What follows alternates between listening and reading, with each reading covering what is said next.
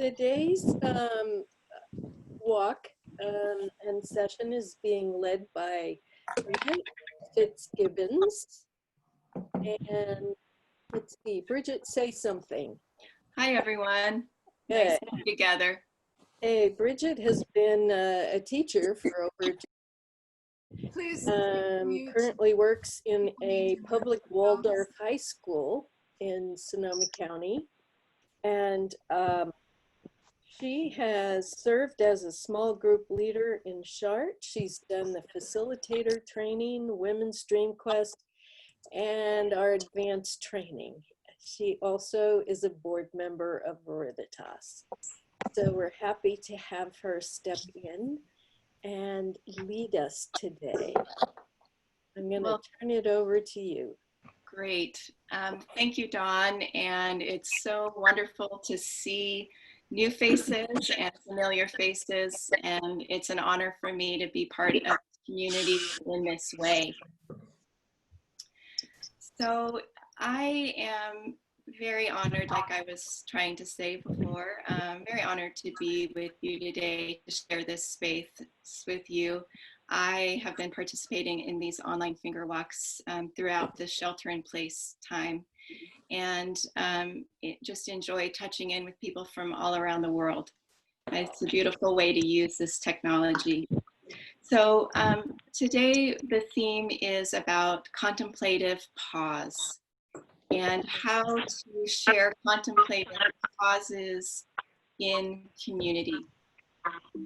I want to begin today by sharing this image that Mirabai Bush and her staff at Contemplative Mind put together. This might be really familiar to some of you and new to others. It will be shared in the resources on the Veritas website, so you'll have access to this after the talk. So contemplative practice, as we know, has roots, and it has trunks and branches and leaves that connect above and below. And the roots of communion and connection and awareness go deep, and they carry forth nutrients, and that help us connect with our inner lives and with each other. One branch of this contemplative practice is ritual and cyclical practices, like us coming together on a weekly basis for these online finger labyrinth walks together. Whether it's setting up an altar or a sacred space within your home or your sanctuary, going on retreats, participating in rituals, there are ways of stepping out of quote unquote ordinary time together. There's also practices that help us find stillness, whether it be meditation, quieting the mind, centering prayer. There are generative practices that help love and empathy and kindness emanate from within out into the world. Creative, contemplative practices. Journaling is often part of the labyrinth experience. Activism, wherein we engage with parts of our community, parts of the world that need to be examined, and where social injustice needs to be addressed. Vigils, marches, protests, working for positive social change and bearing witness to the injustices and trying to rectify them. Relational contemplative practices where we share in deep listening to one another and storytelling. And then here on this branch that's entitled Movement, we find our beloved Labyrinth here in good company with walking meditation, Qigong, Aikido, dance, and yoga. So Labyrinth practice is, on this chart, connected strongly with the idea of movement, the experience of movement. And I'd also like to say that today we're going to be highlighting aspects of stillness. So how we together can be both in movement as a community and find stillness together through the contemplative pause. This Rumi quote speaks volumes. The quieter you become, the more you hear. The quieter you become, the more you hear. And Christine Walters Paintner has some really potent teachings about thresholds and how thresholds can help us bring awareness in our inner life and connect with the outer world, and can be natural places to pause. So whether a threshold has to do with it's an in-between time between seasons where there's an end and then a new beginning. It can be an imaginal place or a literal place, a doorway that you cross through. And she teaches that these thresholds are potent places alive within us. The Celtic imagination that she roots her teachings in conceives of thresholds as hinges of time, the turning from morning into the day, and then the day into night, the seasons, the year itself unfolding. We just in the Northern Hemisphere had the summer solstice, and in the Southern Hemisphere, the winter solstice. So the Celtic imagination included this idea of these portals, these thresholds throughout the year connected to the equinoxes and solstices and the in-between times. And within Celtic sacred sites, there are often threshold stones that mark these thresholds to remind people to pause. While we're all using different finger labyrinths today for our walk, I wanted to share with you 4 images from an article about the labyrinth and doorways, the labyrinth as a doorway. This manuscript from the 1300s shows a beautiful imagination of double doors opening at the entrance and exit to a labyrinth. It's from a Persian manuscript. This image from the 800s, 400 years before Chartres Cathedral's labyrinth was finished, shows, the image of a guardian, if you will, this animal, this dog perhaps, at the threshold, and a door, and then a pattern denoting the threshold, and then a guardian within the center. So a threshold and then another threshold, layers of thresholds. This image showing lockable doors. So this idea of a threshold as having barriers. And then here's another one from a Syrian manuscript showing soldiers flanking the guardians. So there are some thresholds that are inviting to cross and some that are scary to cross. But today during our finger labyrinth, I'm going to invite us to joyously and graciously and courageously pause together. During this time of COVID, before people cross through physical doorways, there are often safety concerns about, do I have my mask? Do I have my hand sanitizer? Do I want to touch this doorknob? Can I go through this doorway? So there are some, new awarenesses of crossing thresholds and pausing before crossing thresholds that many of us are experiencing during this pandemic. But today during our labyrinth walk, I'm going to invite us just to slow down and to pause before we enter the labyrinth together. When you come to the center at your own pace, and before you leave the center at your own pace, I'd like to invite you to pay attention to pausing. You're transitioning from one place in the labyrinth to another, and to take this moment to perhaps have an inhalation and an exhalation, maybe to offer a short blessing. And as Christine Walters Paintner points out, that pausing at thresholds can be a sort of a blessing. It helps people become aware of the possibilities of the present moment. And so as we begin our walk together today, I'll invite us to consider this close-up image of the stone labyrinth that is inlaid on the floor of Chartres Cathedral. It's been there since about 1208, 800 years. And each of us has different finger labyrinths that we'll be working with, and we'll have music to accompany our walk. And before we begin the walk, I would like for us to have invite you to use your non-dominant hand if you're comfortable doing that on the finger labyrinth walk, and to just simply place your finger, whatever you're going to use on your walk today, at the threshold of your finger labyrinth. And I'm going to invite Dawn to please start the music. And while she's doing that, I'd like to invite us to take a breath together, to inhale and exhale. And again, inhale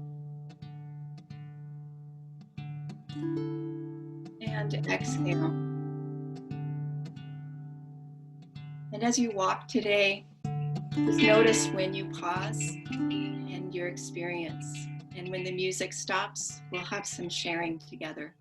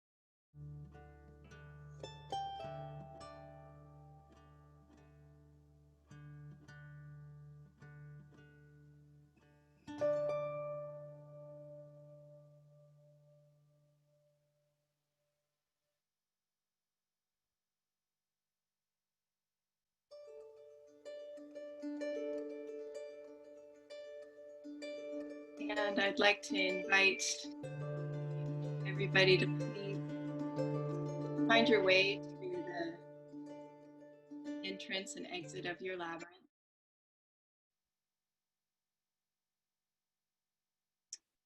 And let's take a breath in and out together, inhaling the goodness of spending time in a contemplative practice together.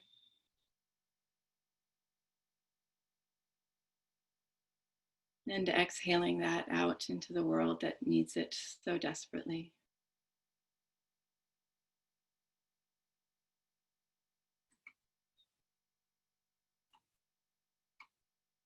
I'd like to share a poem with you before opening this up for reflection of our shared experience together. This poem is called Breath of Life by Donna Fouts. I breathe in all that is, awareness expanding to take everything in, as if my heart beats the world into being. From the unnamed vastness beneath the mind, I breathe my way into wholeness and healing. Inhalation, exhalation. Each breath a yes and a letting go, a journey and a coming home.